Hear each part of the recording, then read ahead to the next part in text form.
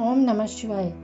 शिव शंकर भगवान जी जिस तरह सोमवार के व्रत से प्रसन्न होते हैं, उसी तरह उनको त्रयोदशी का प्रदोष कहा जाने वाला व्रत भी बहुत ही प्रिय है।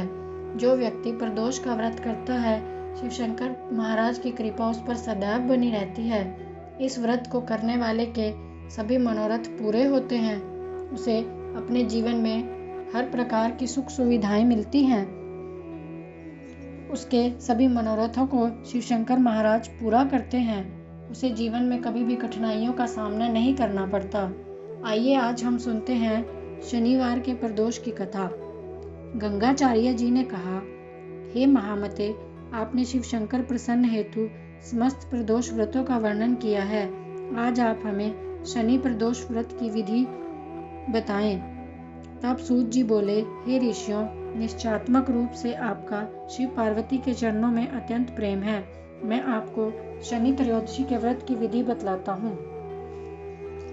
पुरातन कथा है कि एक निर्धर ब्राह्मण की स्त्री दरिद्रता से दुखी हो शांडिल्य ऋषि के पास जाकर बोली, हे महामुनि, मैं अत्यंत दुखी हूँ।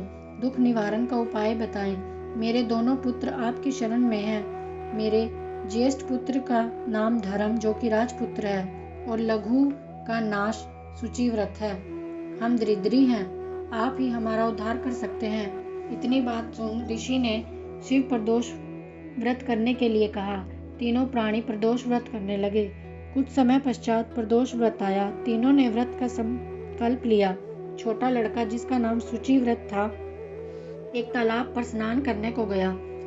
तब उसने मार्ग में स्वर्ण कलश धन से भरपूर देखा। उसको लेकर वह घर आया। प्रसन्न हो माता से कहा, माँ, यह धन मार्ग में प्राप्त हुआ है।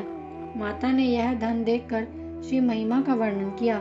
राजपुत्र को अपने पास बुलाकर बोली, देखो पुत्र, यह धन हमें शिवजी की कृपा से प्राप्त हुआ है। अतः प्रसाद के रूप में दोनों पुत्र आधा आधा बांट लो। माता का वचन सुन राजपुत्र ने शिव पार्वती का ध्यान दिया और बोला, पूज्य माता, यह धन आपके पुत्र का ही है। मैं इसका अधिकारी नहीं हूँ। मुझे शंकर भगवान और माता पार्वती जब देंगे तब ही लूंगा। इतना कहकर वह राजपुत्र शंकर जी की पूजा में लग गया। एक दिन दोनों भाइयों का प्रदेश भ्रमण का विचार हुआ। वहाँ अनेक गंधर्व कन्याओं को क्रीड़ा करते हुए देखा। उन्हें देख शुचिव्रत ने कहा, भैया, अब हमें इससे आगे नहीं जाना है। इतना कह शुचिव्रत उसी स्थान पर बैठ गया। परंतु राजपुत्र अकेला ही स्त्रियों के बीच जा पहुंचा। वहां एक स्त्री अति सुंदरी राजकुमार को देखकर मोहित हो गई। राजपुत्र के पास पहुंचकर कहने लगी, हे सखियों, इस वन के समीप ही जो दूसरा वन है, तुम वहां जाकर देखो। भांति भांति के पुष्प खिले हैं। बड़ा सुहावना समय है। उसकी शोभा देख कर आओ। मैं यहाँ बैठी हूँ। मेरे पैर में तो बहुत पीड़ा है। ये सुन सब सखी दूसरे वन में चली गई।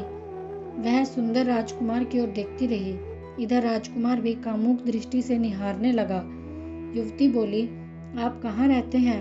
वन में कैसे पधारे? किस राजा के पुत्र हैं? क्या नाम है? राजकुमार बोला, मैं विदर्भ नरेश का पुत्र हूँ। आप अपना परिचय दे। युवती बोली, मैं विद्रविक नाम गंधर्व की पुत्री हूँ। मेरा नाम अंशुमति है। मैंने आपकी मनस्थिति को जान लिया है कि आप मुझ पर मोहित हैं। विधाता ने हमारा तुम्हारा संयोग मिलाया है।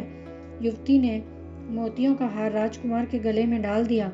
राजकुमार हार स्वीकार करते हुए बोला, हे भद्रे, मैंने आपका प्रमोद हार स्वीकार कर लिया है, परंतु मैं निर्धन हूँ। राजकुमार के इन वचनों को सुनकर गंधर्व कन्या बोली कि मैं जैसा कह चुकी हूँ वैसा ही करूँगी। अब आप अपने घर जाएं। इतना कहकर गंधर्व कन्या सखियों से जा मिली। घर जाकर राजकुमार ने शुचिव्रत को सारा वृतांत कह सुनाया। जब तीसरा दिन आया, वह राजपुत्र शुचिव्रत को लेकर उसी वन में जा पहुंचा। वहीं गंधर्व कन्या अपनी कन्या को लेकर आ पहुंचा।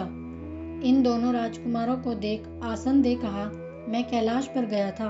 वहां शंकर जी ने मुझसे कहा, धर्मगुप्त नाम का राजपुत्र है, जो इस समय राज्य विहीन निर्धन है, वह मेरा परम भक्त है। हे गंधर्वराज, तुम उसकी सहायता करो।